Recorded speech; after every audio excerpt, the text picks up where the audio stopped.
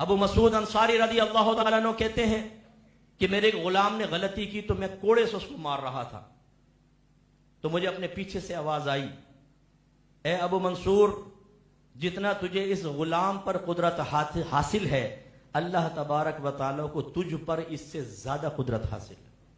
کہتے ہیں پلٹ کر دیکھا تو نبی کریم صلی اللہ علیہ وسلم سے تو خوف اور دہشت سے، روب سے کوڑا میرے ہاتھ سے گر گیا۔ میں نے کہا یا رسول اللہ گواہ رہیے گا، میں نے اپنے غلام کو آزاد کیا۔ سرکار نے ارشاد فرمایا اگر تو اس کو آزاد نہ کرتا تو جہنم میں جاتا۔ نبی کریم صلی اللہ علیہ وسلم نے ہمیں سمجھا دیا کہ اللہ نے عارضی اور مجازی قدرت سے ہمیں نوازا ہے۔ عارضی دائمی قدرت اللہ کی ہے، مجازی کا مطلب حقیقی قدرت اللہ کی ہوتی ہے، ہمیں مجازاً اللہ نے قدرت عطا فرمائی۔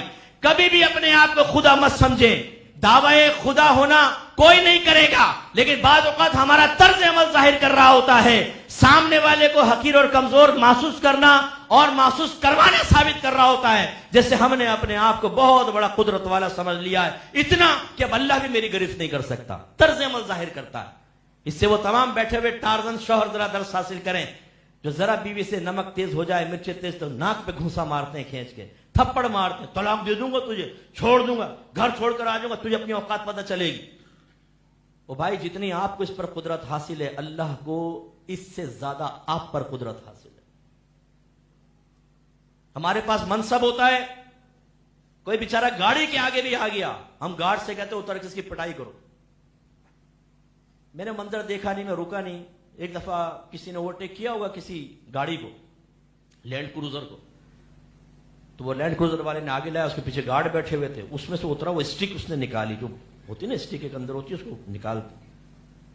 پھر وہ منظر میں دیکھ نہیں سکا، میں چونکہ روکنے پہ بھی قادر نہیں تھا تو میں چلا گیا، اس نے اس کو مارا ہوگا کہ خوب، اور وہ لڑکا اترا، وہ کسی بڑے صاحب کا بیٹا ہوگا، گارڈ گنے لے کے کھڑے ہوئے ہیں سامنے والے، کیا کرے گا؟ پٹنے کے علاوہ کچھ نہیں کرے گا۔ لیکن جس وقت اس کو پیٹ رہا تھا، اس کے ذہن سے نکل گیا تھا کہ ایک ایسا قادر مطلق بھی ہے جو بروز قیامت میرا احتساب کرے گا۔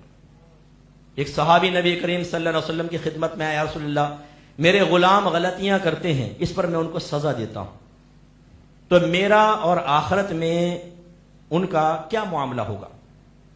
رحمت کونین صلی اللہ علیہ وسلم نے فرمایا کہ تیری مار ترازو کے پلڑے میں رکھی جائے گی اور ان کی خطائیں دوسرے پلڑے میں رکھی جائیں گی۔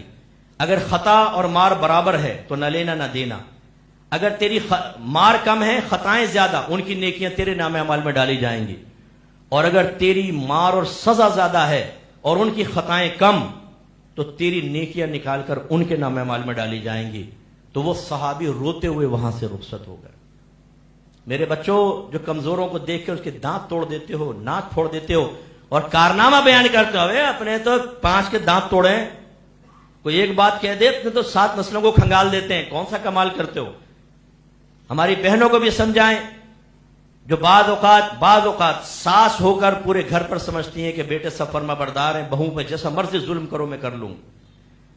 بعض بہویں ایسی ہوتی ہیں کہ جو بہت تیز ترار ہوتی ہیں، پڑوسی ملک کے ڈرامے دیکھ دیکھ کے انہیں پتہ چل گیا ہے کہ ساس کو کنٹرول کیسے کرنا ہے اور شوہر کو کیسے اپنے پیچھے لگانا ہے، کیسے اپنی جھیل جیسی آنکھوں اور سانپ جیسی زلفوں کو ہلا ہلا کر شوہر کو قدموں کے اندر گرانا ہے، غلمٹا بنانا ہے۔ ان کو معلوم ہوتا ہے وہ ساس پہ ظلم کر رہی ہوتی ہیں، بیٹے کو اس کے خلاف کھڑا کر دیتی ہیں، بیٹا سینہ چھوڑا کر، امی آپ نے میری بیوی کو رلا دیا۔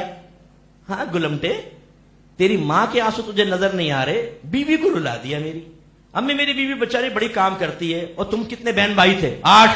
تیرے بچے کتنے ہیں؟ ابھی تو پیدا بھی نہیں ہوا، حاملہ بیوی ہے، تیری ماں نے 8 بچوں کی خدمت کی، وہ تجھے نظر نہ آئی؟ آج اپنی بیوی کے بارے میں کہہ رہا ہے، شرم نہیں آتی؟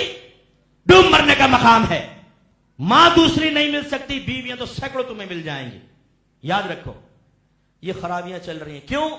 آدمی کے اندر زور آتا ہے، وہ سمجھتا ہے کہ میں قادر ہو چکا ہوں، معاذ اللہ اللہ تعالیٰ کی قدرت سے نگاہ ہٹتی ہے اور تباہ ہو جاتا ہے۔ اللہ کی قدرت کاملہ کو ذہن میں رکھیں۔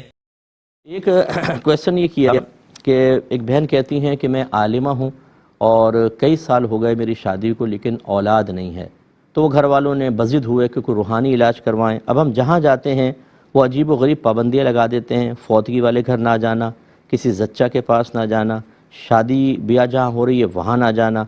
اب میری ساس جو ہیں وہ اپنے بیٹے کی، ان کے شوہر کی دوسری شادی کرنا چاہ رہی ہیں، تو پھر ایک پیر صاحب کا پتہ چلا ہے، ان کے پاس گئے، انہوں نے ایک نئی پابندی لگا دی، انہوں نے کہا کہ کسی بھی شادی شدہ عورت سے گلے نہیں ملنا۔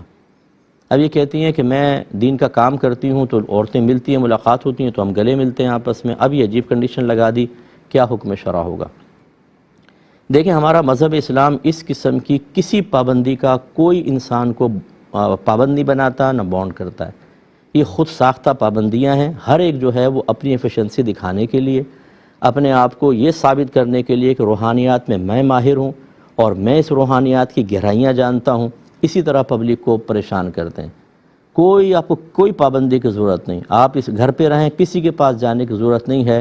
آپ کثرت سے استغفار کریں، یہ قرآن سے ثابت ہے، کثرت سے استغفار کریں، انشاءاللہ اگر آپ کی قسمت میں اولاد ہوئی تو آپ کو مل جائے گی، ٹھیک ہے نا۔ یہ ازلی فیصلے ہیں اللہ تعالیٰ کہ کس کے اولاد ہوگی، کس کے نہیں ہوگی، کس کے لڑکے ہوں گے، کس کے لڑکیاں، کتنے لڑکے کتنے لڑکیاں، کسی کے کچھ نہیں ہوگا، کسی کو بہت زیادہ اللہ دے گا، یہ تقسیم اللہ کی طرف سے ہے۔ تو اس لیے علاج کروانے کو میں منع نہیں کر رہا ہوں، لیکن ایسے لوگوں سے علاج کروانا جن کو خود شریعت کا نہ پتہ ہو اور وہ شریعت کو پیچھے رکھ کر اپنے آپ کو نمایاں کر کے اپنا نمبر بنانے کے چکر میں ہوں، ایسے لوگوں کے پاس جانے کا کوئی فائدہ نہیں ہے۔ ہمارا مذہب کسی چیز سے منع نہیں کرتا، یہ سب توہم پرستیاں ہیں۔ آپ لوگ ان لوگوں کو خود ان کی حوصلہ افزائی کرتے ہیں اور اپنے آپ کو آزمائش میں ڈالتے ہیں۔ آپ تو عالم ہیں، آپ اپنے گھر والوں کو سمجھائیں کہ بھئی ایسا نہ کریں۔ نبی کریم صلی اللہ علیہ وسلم نے منع نہیں فرمایا، قرآن منع نہیں کر رہا، یہ کہاں سے تم نے پابندیاں نکالی؟ اچھا بتاؤ کہاں سے تو ثابت ہو گئی یہ پابندیاں؟ وہ ایک کلپ میرے پاس آئی، وہ ایک صاحب کہہ رہے تھے کہ میں تمہیں بتا سکتا ہوں کہ گھر میں کون سے اچھے جنات ہیں یا برے جنات۔ پھر وہ کہتے کیا ہیں، اگر بلی نے بچے دے دیے نا گھر میں تو اچھے جنات ہیں، ورنہ نہیں۔ لا حول ولا قوت الا باللہ۔ یہ اس طرح کے لوگ ہوتے ہیں کہ جو بالکل سادہ لوہ قسم کے لوگ ان کو پکڑ لیتے ہیں، اور چونکہ ہمارے لوگ اپنے مذہب کو جانتے نہیں ہیں، وہ ان کے ہاتھوں بے وقوف ہوتے رہتے ہیں۔ یوٹیوب پہ دیکھیں، کارنامے بڑے آپ کو نظر آئیں گے، ہیڈنگ یہ ڈالی ہوگی، گھر میں اچھے اور برے جنات کی پہچان کا طریقہ، بابا نے راز کھول دیے۔ بس جب یہ دیکھیں گے راز کھول دیے، ملینز کے اعتبار سے لوگ اس کی طرف متوجہ ہوں گے۔ اور آپ اگر یہ پوسٹ چلا دیں کہ جی فلاں جگہ درس قرآن ہوگا، درس حدیث ہوگا، درس فقہ ہوگا، لوگوں کو اللہ کے قریب کیا جائے گا، آپ کے 5 سے 10 آدمی ہوں گے بس۔ یہ ہماری ذہنی اور اخلاقی پستی کا عالم ہے۔ اس لیے بہن آپ بالکل بے فکر ہو کے اپنے شوہر کو اپنے اعتماد میں لیں اور یہ طریقہ اختیار کریں۔